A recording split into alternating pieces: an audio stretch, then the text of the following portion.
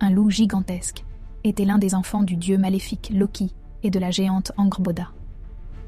Dès sa naissance, il fit peur aux dieux d'Asgard, car une prophétie prédisait qu'il causerait la fin des dieux. Contrairement à ses frères et sœurs, qui se contentaient de grandir tranquillement, Fenrir devint rapidement une créature monstrueuse, grandissant à une vitesse effrayante. Les dieux, inquiets de cette prophétie, décidèrent de l'emprisonner pour éviter qu'il ne détruise tout sur son passage. Ils firent appel aux nains pour forger une chaîne magique, appelée Gleipnir, plus fine qu'une corde mais d'une solidité inégalée.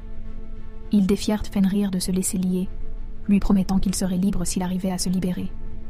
Le loup, peu sûr de l'intention des dieux, accepta. Mais lorsqu'il fut lié avec Gleipnir, Fenrir se sentit pris au piège. Déchaîné, il se battit furieusement pour se libérer, mais en vain. Les dieux le laissèrent là, sous la terre, dans une prison. Ils enfoncèrent un pieu dans sa gueule, l'obligeant à hurler sans fin, son cri résonnant dans le monde entier. La prophétie se réalisa cependant. Lors du Ragnarök, Fenrir brisa ses chaînes et se précipita sur Asgard.